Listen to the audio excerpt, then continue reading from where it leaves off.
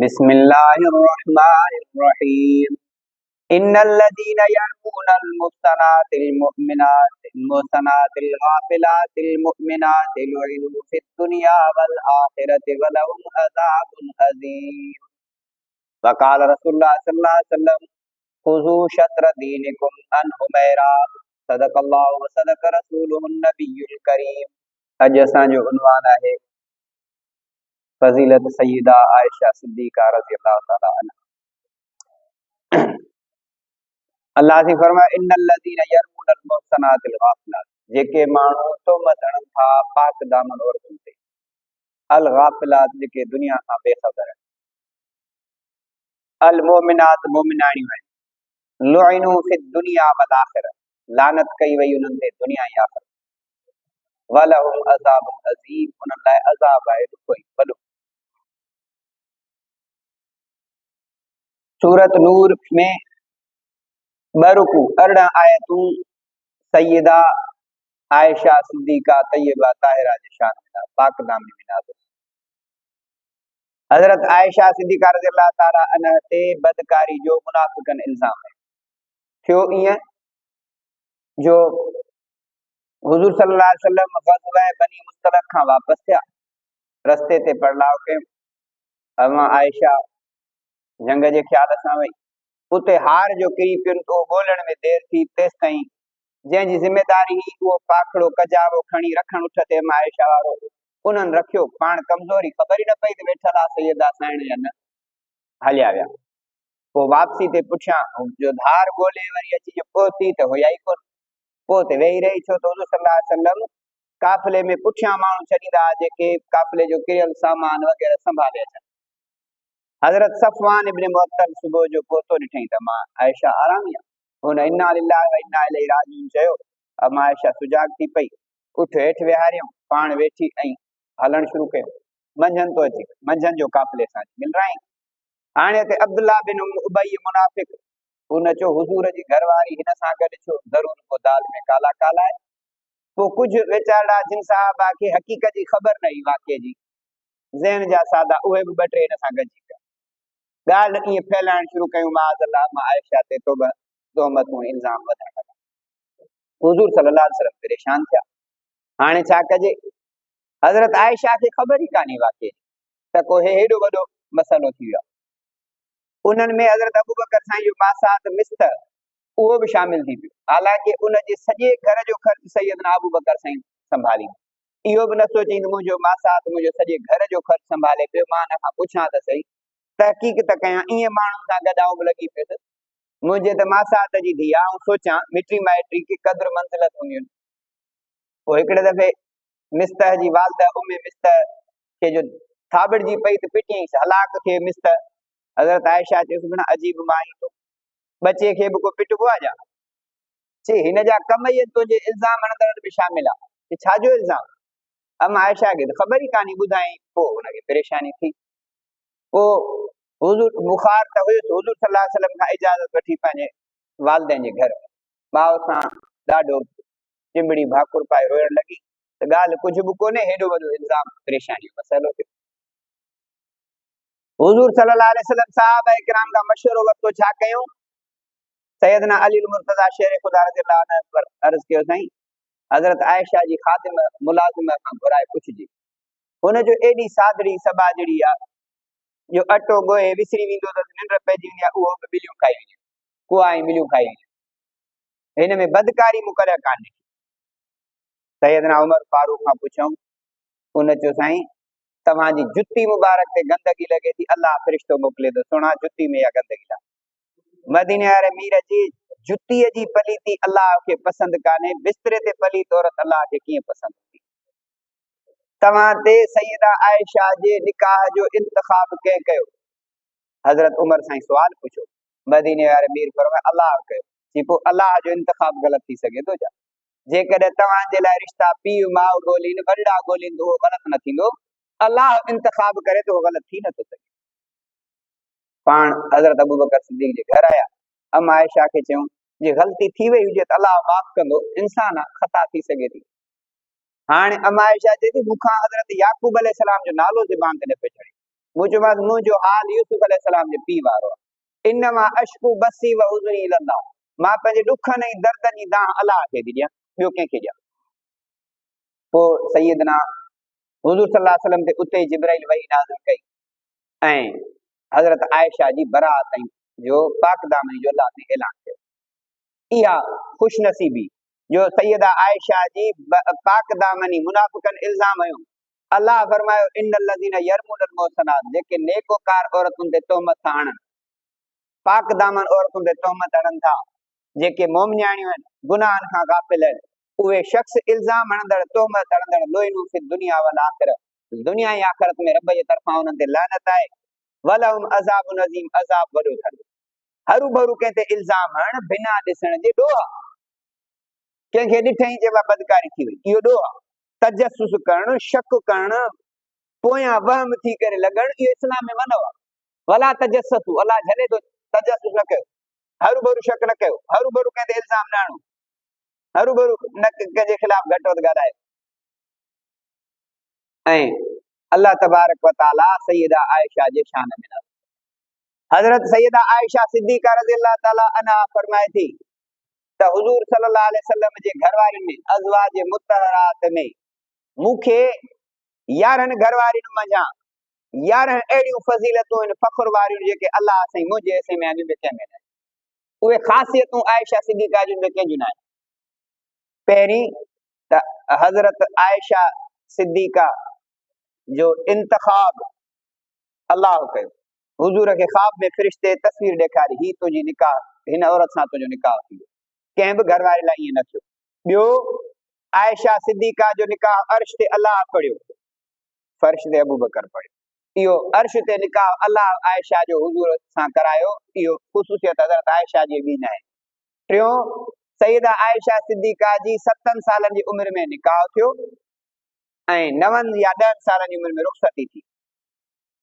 चौथों, हुजूर जी कुंवारी घरवारी सिर्फ़ सैयदा आयशा बि काफ़ी ऐं ॿियूं के बेवा के मुतलक आहिनि। पंजों, हज़रत आयशा जे बिस्तरे ते जिब्राइल अमीन ईंदो, क़ुरान नाज़िल थींदो, ॿिए कंहिं हुजूर जे घरवारे ते न थियो। छहों, हज़रत आयशा जिब्राइल अमीन खे अखियुनि सां ॾिठो, ॿी कंहिं घरवारी न माण्हू ॾिठो जिब्राइल अमीन खे। ऐं सतों, हज़रत आयशा मुहद्दिस, कारिय, आलिम, हाफ़िज़, सभिनी औरतुनि में सभिनी खां पहिरीं क़ुरान पाक जी हाफ़िज़ सैयदा आयशा इहा हुई। अठों, हुजूर सल्लल्लाहु अलैहि वसल्लम जे अहादीस मुबारक खे पहिरीं हज़रत अबू बकर खे 5000 हदीसूं यादि हुयूं, उन खां पोइ 2210 सैयदा आयशा सिद्दीक़ा खे हदीसूं यादि हुयूं, कंहिंखे न हुयूं। हज़रत अबू हुरैरा खां पोइ सभिनी में मर्दनि औरतुनि ऐं अज़वाज मुतहरात में सैयदा आयशा मथे। ऐं हज़रत आयशा सिद्दीक़ा रज़ियल्लाहु ताला अन्हा लाइ हुजूर सल्लल्लाहु अलैहि वसल्लम फरमायो, खुज़ू शत्र दीनिकुम अन हुमैरा, आयशा सिद्दीक़ा खां दीन जो हिस्सो हासिल कयो, छो त हुजूर जे घर वारनि में हुजूर सल्लल्लाहु अलैहि वसल्लम में दीन जी वॾी ॼाणू ऐं पारखू सेखारींदड़ सहाबा किराम हुजूर खां पोइ अधु दीन हज़रत आयशा सिद्दीक़ा खां सिखियो आहे। ऐं हज़रत आयशा जो लक़ब हुजूर प्यार में हुमैरा सॾींदा हुआ, ॻाढ़े रंग वारी गोरी, इहो हुजूर सल्लल्लाहु अलैहि वसल्लम जो आयशा सां प्यार। ऐं हदीस में रसूलुल्लाह फरमाया, मूंखे महबूब तरीन घरवारी, लाडली घरवारी मुंहिंजी आयशा आहे। इहो कंहिं बि हुजूर साईं घरवारी लाइ न फरमायो, सैयदा आयशा लाइ फरमायो। ऐं हुजूर सल्लल्लाहु अलैहि वसल्लम जो जेको पहिरियों निकाह थियो हज़रत बीबी खदीजतुल कुबरा सां, उहा 40 सालनि जी उमिरि में, हुजूर जी उमिरि 25 साल। ऐं हज़रत आयशा सां निकाह थियो, हुजूर जी उमिरि 53 साल, सैयदा आयशा जी उमिरि 9 या 10 साल। 9 साल ऐं 53 साल में फ़र्क़ु आहे, वरी 25 साल ऐं 40 सालनि में फ़र्क़ु आहे। मूं अॻे तव्हांखे ॿुधायो, हे जेको उमिरि जो काटो काटे ते फ़र्क़ु हुजे न हुजे बाबा, छोकिरी छोकिरे खां वॾी न हुजे, छोकिरो छोकिरी खां वॾो न हुजे, छोकिरी नंढी न हुजे, इहो सभु जहालत आहे, इस्लाम कोन्हे। पाण खां वॾी उमिरि सां शादी करणी इहा सुन्नत रसूल में शामिल आहे। हुजूर पाण खां 15 साल वॾी हज़रत खदीजा सां निकाह कयो आहे, पाण खां नंढी सां शादी करणु इहो बि सुन्नत में शामिल आहे। कुंवारी सां शादी करण बि सुन्नत आहे, बेवा सां शादी करण बि सुन्नत में शामिल आहे। ईअं न त हाणे तलाक याफ़्ता सां न कंदासीं, असां वटि हिंदुस्तान जो कल्चर अचे थो न, जंहिंजो मुड़ुस मरी वियो इन सां बेवा सां शादी न कबी, जंहिंखे तलाक मिली इन सां बि शादी न कंदासीं। हुज़ूर सल्लल्लाहु अलैहि वसल्लम ज़ैनब बिन्त जहश पंहिंजी फुफाट सां शादी कई आहे, जेका मुतलक कई। हुज़ूर साईं हज़रत ख़दीजा सां शादी कई आहे, जेका बेवा हुई, जंहिंजो मुड़ुस मरी वियो। बेवा सां निकाह करण बि मदीने वारे मीर जी सुन्नत आहे, तलाक याफ़्ता सां निकाह करण बि मदीने वारे मीर जी सुन्नत आहे। इहो मूं तव्हांखे अॻे दफ़े ॿुधायो, पर साईं मौलाना कासिम शुमरो साहब फरमाईंदा हुआ भेरो ॾियारिजे, सबक़ खे जीअं विसरी न वञे। असां में जहालत या न हुजे, साईं फिट हुजे बस, सफ़ा 2-4 साल 2 साल खां फ़र्क़ु मथे न हुजे। कारंट ॾिसीस त केतिरो अथसि, उमिरि में वॾी त कान्हे का, नंढड़ी त कान्हे का, इहा जहालत आहे, इस्लाम कोन्हे को। निकाह जी उमिरि बि मूं तव्हांखे ॿुधाई त निकाह लाइ उमिरि छा आहे, बुलूगत हुजे, छोकिरो जवान थिए ऐं छोकिरी खे माहवारी अचे जवान, बसि। इहे जेके 18 साल आहे, इहो गवर्नमेंट ऑफ सिंध जो कानून आहे, बाक़ी इस्लाम जो कानून कोन्हे। 18 साल जी उमिरि में इस्लाम आणे, सैयदना अली शेर ख़ुदा 10 साल जी उमिरि में मुस्लमान थियो, 18 सालनि जी उमिरि में निकाह कयो।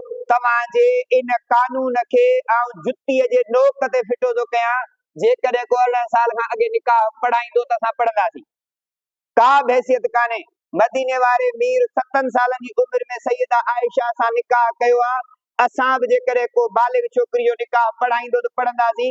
इन सिंध जे कानून खे, सिंध असेंबली जे कानून खे असां जुतीअ जे नोक ते फिटो था कयूं। उहो कानून पेरनि सां रंधे लताड़े था छॾियो, जेको क़ुर ऐं सुन्नत जे मुखालिफ़ हुजे। इन इस्लामी जमहूरियत पाकिस्तान में अहिड़ो को बि कानून क़ाबिल क़बूल न आहे जेको क़ुर ऐं सुन्नत जे ख़िलाफ़ हूंदो। इन कानून खे जेको क़ुर ऐं सुन्नत जे ख़िलाफ़ हूंदो, इन जी बग़ावत कल्ह बि कई, अॼु बि कई आहे, सुभाणे बि कंदासीं, तख़्त दार ते बि कंदासीं, सूली ते चढ़ी वियासीं त बि घोरी जान जतन था, पर हुज़ूर जे कानून जी पासदारी कबी। तव्हांजो कानून जेको क़ुर ऐं सुन्नत जे टकराव में ईंदो, उन जी क़बूल न आहे। 27 आईनी तरमीम, सदर पाकिस्तान इस्तिस्ना, जीअं वणेसि तीअं करे, आर्मी चीफ फील्ड मार्शल इस्तिस्ना। वाह जो तव्हांजो कानून आहे, ॿुधी नथा मरो क़ुर ऐं सुन्नत जे कानून जे ख़िलाफ़ पास कंदे। डमी असेंबली मुफ्ती अब्दुल वाहिद कुरैशी साहब जी फरमायो, प्लास्टिक जा ये मेंबर एमएनए निभागा बिना पंहिंजे पेट जे करे क़ुर ऐं सुन्नत जे ख़िलाफ़। सैयदना उमर फारूक बीठो, अमीरुल मोमिनीन, हिकिड़े ॼट बदवी चयुसि, झंगली, कि तुंहिंजे पुठियां निमाज़ थोरी पढ़ंदासीं, मुल्क जो हुकुमरान आहीं, असांजो कुर्तो नंढो, तुंहिंजो एॾो वॾो। वक़्त जे बादशाह खे चए थो तुंहिंजो एॾो वॾो कुर्तो छो? हज़रत उमर साईं न चयो त भेणा वक़्त जे बादशाह खां तो ॼट पुछे, को वॾी कैलिबर ऐं लेवल वारो पुछे। पाण पंहिंजे पुट अब्दुल्ला खे बिहारियो, अब्दुल्ला बिन उमर बीह रहियो, चई त कुर्तो वाकई बराबरि मिलियो, मूं पंहिंजो कुर्ते जो कपिड़ो अबू खे ॾिनो आहे त अब्बा साईं तूं वॾो करे पा, तूं अमीरुल मोमिनीन, मूं वटि कोन्हे को, मूं पंहिंजो कपिड़ो बाबे खे ॾिनो आहे। हज़रत उमर साईं उते इख़्तिलाफ़ न कयो त हिन खे खणाए छॾियो, हिन खे माराए छॾियो, गुम करे छॾियो, वक़्त जे बादशाह खां थो पुछे। इस्तिस्ना सैयदना उमर फारूक खे कान्हे का। पाण अल्लाह जो शुक्र कयूं, अल्लाह जो शुक्र आहे जो उमर जी बादशाही में बि अहिड़ा माण्हू आहिनि जेके हुन खां पुछनि था त पहिरीं ॿुधा जवाब दे, पोइ निमाज़ पढ़ा। तंहिंजे करे इस्तिस्ना न सदर जी हलंदी न आर्मी चीफ जी हलंदी, इहो कारो कानून ख़त्म थींदो इंशाअल्लाह। उलमाए इस्लाम, उलमाए उम्मत, मुल्क जा हमदर्द इंशाअल्लाह इन जे ख़िलाफ़ उथंदा, ईअं न त न उथंदा। जीअं वणेसि तीअं कब्ज़ा कयो, वञनि ते मुल्कनि ते कंट्रोल कंदा तो, करप्शन कंदा तो, तव्हां खां का पुछाई न आहे। जेसि ताईं जेरायो जीअं वणो, अलाह हुयो छा भेणा? ज़ालिमो, ख़ुदा जे अज़ाब ऐं कहर खां नथा ॾिजो, मरण जे कंधी ते पहुतायो, सॼी उमिरि रहंदव छा? ज़ालिम जे आॾो, मज़लूम जी ख़ामोशी उन ज़ुल्म खे हौसलो ॾियारे, छो था ख़ामोश रहो? ही कंध हक़ जे राह में कटिजी सघे थो, झुकंदो न, झुकियो त पूरो नस्ल ग़ुलाम थी वेंदो, कंध कपियो त ॿियो तैयार थी वेंदो। ज़िंदगी आज़ादी सां गुज़ारबी, ग़ुलामी सां न गुज़ारबी। सैयदा आयशा सिद्दीक़ा रज़ियल्लाहु ताला अन्हा जे लाइ दीन जी हाफ़िज़ ऐं कारी आई, ऐं हुज़ूर सल्लल्लाहु अलैहि वसल्लम हज़रत आयशा 17 रमज़ान सन 58 हिजरी में वफ़ात कई। जुमे जे ॾिहाड़े सैयदा आयशा जो जी फौतगी थी पई, ऐं पाण वसियत कयूं त मुंहिंजो जनाज़ो राति जो खणिजो ऐं बत्ती बि न ॿारजो, ॾीओ बि न ॿारजो। एॾी पहरेदार, एॾी परदेदार, असां हारे जल चरंदी घुमंदियूं अथनि, का पुछाई कान्हनि का। हज़रत बीबी फातिमा बि वसियत कई सैयदना अली मुर्तज़ा शेर ख़ुदा पंहिंजे घर वारे खे, सीता मरी वञा त मुंहिंजो जनाज़ो राति जो खणिजा। ॾींहं जो कंहिं बि न ॾिठो आहे त हुज़ूर जी प्यारी लाडली धी अलीअ जी राणी बीबी फातिमा जो जेको आहे सो रंग बुत कुझु न, जेकॾहिं जनाज़ो ॾींहं जो ईंदो त कद जी ख़बर पवंदी।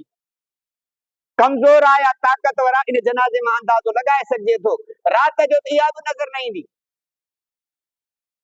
इहे जेके जन्नत में जिन खे जहिड़े जन्नत जूं ख़ुशख़बरियूं मिलियूं, इन पाक दामन बीबियुनि राति जो जनाज़ा खणाया, एॾो परदे जो एहतमाम कयूं।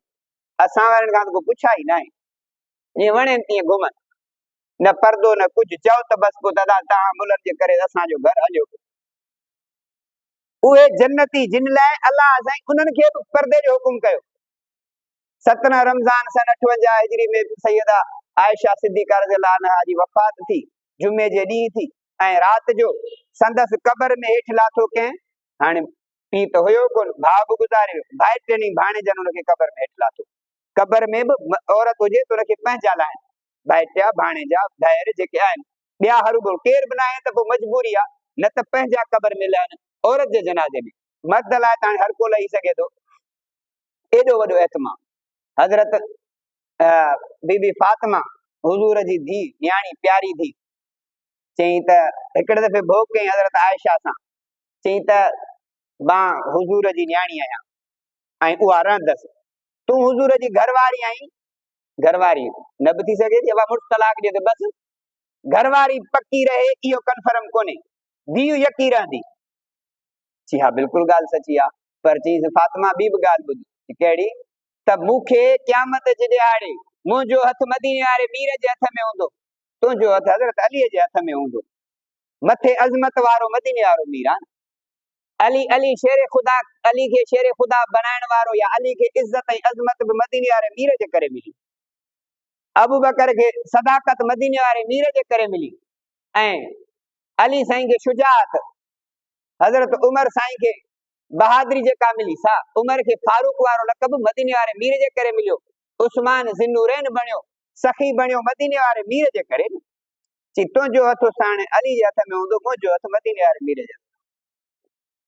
ऐं हुज़ूर सल्लल्लाहु अलैहि वसल्लम बुखारी जी हदीस आहे, पाण फरमाए मूंखे सभिनी खां प्यारी घरवारी सैयदा आयशा। हज़रत अमर बिन आस रज़ियल्लाहु ताला अन्हु हुज़ूर सल्लल्लाहु अलैहि वसल्लम सवाल अर्ज़ कयो, साईं तव्हांखे सभ खां वधीक प्यार कंहिंसां आहे? पाण फरमाए आयशा सां। फरमाई साईं अर्ज़ कई इन खां पोइ वधीक कंहिंसां प्यार आहे? फरमाए अबू आयशा जे पीउ सां मूंखे प्यार आहे। इहे हुज़ूर जा जुमला। हुज़ूर जॾहिं हाणे उलमा हिते लिखियो आहे त हुज़ूर सल्लल्लाहु अलैहि वसल्लम जी पहिरीं घरवारी हज़रत ख़दीजा 40 सालनि जी उमिरि, ऐं ॿी वरी घरवारी 9 सालनि जी उमिरि जी। हुज़ूर जी उमिरि 25 साल मां ख़दीजा जी 40 साल। छो? इन में हिकमत ऐं फ़लसफ़ो उन्हनि इहो लिखियो आहे त हुज़ूर ठीक 15 सालनि खां पोइ नबूअत जो ऐलान कनि पिया। नबूअत जो ऐलान कंदा त मके जा मुशरिक काफ़िर यहूदी इहे मुक़ाबले में ईंदा, तकलीफ़ूं ॾींदा। हाणे इते वॾी औरत जी ज़रूरत आहे जेका हौसलो ॾिए, ऐं नंढड़ो ॿार उते छा सम्झाईंदो? हज़रत ख़दीजा वॾी मालदारी मके में, वापारी वॾो उनजो ॿार 40 साल उमिरि, दुनिया जा खोड़ उन ॾिठा। हुज़ूर सल्लल्लाहु अलैहि वसल्लम जॾहिं दावा कई नबूअत जी, हुज़ूर सल्लल्लाहु अलैहि वसल्लम खे तसल्ली ॾिनई, हुज़ूर जे मथां पंहिंजो सभु माल कुर्बान कई। हुज़ूर खे एॾी हज़रत बीबी ख़दीजा बि प्यारी जो वफ़ात खां पोइ बि हज़रत ख़दीजा जे साहेड़ियुनि ॾे को बि गोश्त वग़ैरह विराईंदा, भाॼी वग़ैरह मोकिलींदा त उनजे साहेड़ियुनि ॾे मोकिलींदा। इहा हज़रत ख़दीजा सां प्यार। ऐं हुज़ूर जो हज़रत आयशा सां निकाह थियो 53 साल जी उमिरि में। हुज़ूर जी उमिरि 9 साल, सैयदा आयशा जी उमिरि 53 साल। इन महिल छा आहे, हाणे इस्लामी फुतुहात थी आहे मुल्क में। हाणे ज़रूरत ई त हुज़ूर जे दीन खे अहादीस खे अहकाम खे यादि करे। इते हाणे बेव ऐं मुतलक वेचारी छा संभालींदी? जंहिंखे तलाक मिलियल हूंदी उहा डिस्टर्बेंस थियल हूंदी, जेका बेव हूंदी मुड़ुस जे ग़म में उनखे ज़रूर परेशानियूं ऐं सदमा हूंदा। हाणे इते फ्रेश माइंड खपे, ताज़ो ज़हन खपे जेको सभु शइ खे यादि करे। ऐं उन में हज़रत आयशा जो अलाह इंतखाब कयो त हुज़ूर जो सॼो इल्मु हज़रत आयशा खे यादि। हज़रत आयशा फरमाए थी, ऐं रांदि गुॾियूं रांदि खेॾंदी हुअसि, उहो क़ुरान यादि थी वियो। अजीब अल्लाह से उनखे ज़हन ॾिनो हाफ़िज़ो। हाणे तव्हां में बसां में कहिड़ा माण्हू आहिनि जिन खे एॾो हाफ़िज़ो आहे जो ॻाल्हि ॿुधण सां यादि करे वञनि? अहिड़ा बि हाफ़िज़ आहिनि। सैयद अनवर शाह कश्मीरी रहमतुल्लाह अलैह एॾो ज़हन हुअसि, दारुल देवबंद हिंदुस्तान जो कुतुब खानो, पाण फरमाए सॼो जली वञे त लिखाए छॾींदुसि, सभई हुनखे यादि आहे। अल्लाह साईं जो हाफ़िज़। कंडियारे जो मौलाना मंजूर अहमद सुमरो साहब मदरसे पढ़ियो, उन कॾहिं सबक खे भेरो न ॾिनो। साइंस ॿेर वारा सबक पढ़ाए बस कंदा, ही बि वञी चुप करे वेही रहंदो। सभिनी खां भलो सबब यादि ॿुधाईंदो। अलाह ने हुनजो ज़हन ॾिनो, अहिड़ा ज़हन हज़रत आयशा खे एॾो वॾो ज़हन हो, ऐं जेको सैयदा आयशा खे घटि वधि ॻाल्हाए उहो पंहिंजी ससा पाण ॼाणे, ईअं चइबो। जंहिंजी पाक दामनी हज़रत बीबी मरियम ते इल्ज़ाम लॻो, हज़रत बीबी मरियम कुंवारी नंढो ॿार हज़रत ईसा खणी आई, क़ौम जो छा खणी आई, मा कान अबू किमरा सऊं व मा कानत उम्मु के बगिया, तुंहिंजी मां बि बदकारा न आई, तुंहिंजो पीउ बि बुछड़ो न हो, तूं ॿार खणी आई। अलाह जो ॻाल्हाए जा फशारत ले नंढे ॿार ॾे इशारो कई, वाह जो सियाणी, ही ॿार ॼावल ॻाल्हाईंदो। अलाह जी हज़रत ईसा खे ज़बान ॾिनी, कुवत गोए, अलाह कादिरन। हज़रत ईसा जो काल इन्नी अब्दुल्लाह आतानी अल किताब वजलनी नबिया, सी मां अलाह जो बानो आ, रब मूंखे किताब ॾींदो, मूंखे नबी कंदो, बर्रम बिवालिदती, मां पंहिंजी माउ जो फर्मा बरदार आहियां, माउ सां नेकी कंदड़ आहियां। हज़रत बीबी मरियम जे इल्ज़ाम ऐं तोहमत जी गवाही पाक दामनी नंढड़े ॿार संदसि ॾिनी। हज़रत यूसुफ खे ज़ुलेखा जो बहकाए पई, त पोइ वरी हयईं बि इल्ज़ाम यूसुफ ते, बादशाह खे चई वो तुंहिंजे घर वारनि सां बदकारी करे, उनजी छा सज़ा आहे। हज़रत यूसुफ हाणे छा चवंदो हुनखे, उते बि नंढड़े ॿार चयो, इनकान कमीसु कुद्द मिन कुबुलिन फसदकत वहुव मिनल काज़िबिन व इनकानत कमीसु कुद्द मिन दुबुरिन फकज़बत वहुव मिनस सादिकिन। जेकॾहिं कमीस पहिरां अॻियां फाटल दस्त माई सची आ, पुठियां फाटल दस्त जेको आहे माई कूड़ी आ, ॾिठऊं त पहिरां हज़रत यूसुफ जे पुठियां फाटल हो। हज़रत यूसुफ जी पाक दामनी हिकिड़े छोकिरे ॾिनी, नंढड़े हज़रत बीबी मरियम जी पाक दामनी पंहिंजे नंढड़े ॿार ॾिनी। जॾहिं मदीने वारे मीर जी घरवारी ते इल्ज़ाम लॻो त पाक दामनी अलाह क़ुरान में ॾिनी, रुगो ईअं न, ॿ रुकू अरिड़हं आयतूं नाज़िल करे छॾियईं त जीअं ईंदड़ दुनिया नस्ल खे ख़बर पवे त मदीने वारे मीर जी घरवारी हज़रत आयशा पाक हुई, आहे, रहंदी। सुहिणी आयशा ते बदगुमानी कंदड़ इल्ज़ाम हलंदड़, इहे दुनिया आख़िरत में लानत जा मुस्तहिक हुया, आहिनि, रहंदा। अल्लाह ने फरमाया अत्तय्यिबातु लित्तय्यिबीन वत्तय्यिबून लित्तय्यिबात, पाक मर्द पाक औरतुनि लाइ, पाक औरतूं पाक मर्दनि लाइ, अल खबीसातु लिल खबीसीन वल खबीसून लिल खबीसात, पलीत मर्द पलीत औरतुनि लाइ, पलीत औरतूं पलीत मर्दनि लाइ। आयशा उलाइक मुबर्रऊन अम्मा यक़ूलून, अल्लाह जे दो जिन आयशा ते तोहमत हई इहे सभई पलीत आहिनि, अल्लाह साईं आयशा खे इन्हनि सभिनी इल्ज़ामनि खां बरी करे छॾियो। जंहिंजी अलाह पाण पाकाई बयान करे, इन में को शक करे सघे थो। हाणे जेको सैयदा आयशा खे घटि वधि ॻाल्हाए पंहिंजी सज़ा पाण ॼाणे, असां कुझु बि नथा चऊं, क़ुरान था ॿुधायूं, मदीने वारे मीर जो हदीसूं था ॿुधायूं, सम्झ में अचेसि त ठीकु, नथी अचेसि त पंहिंजी सज़ा पाण ॼाणे। दुआ आहे त अल्लाह तबारक व तआला असांखे हुज़ूर जे प्यारी घरवारी सैयदा आयशा जे तिर्ज़ अमल ज़िंदगीअ ते नक्श कदम ते ज़िंदगी गुज़ारणी तौफ़ीक़ अता फरमाए।